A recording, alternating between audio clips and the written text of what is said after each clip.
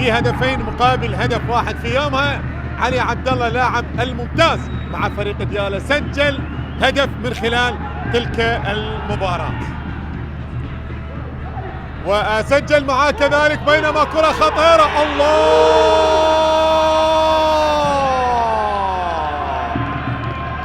الله على جمال الهدف، الله على جمال الهدف.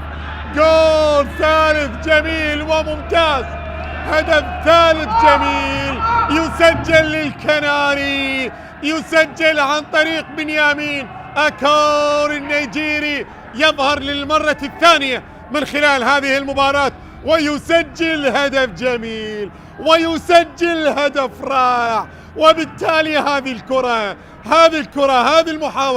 هذه المحاولة بإصرار كبير، بكرة ترسل هكذا ساقطة، وحارس المرمى حاول مع الكرة ولكنها تسكن الشباك. الإبعاد ما كان قويا، الإبعاد ما كان كافيا.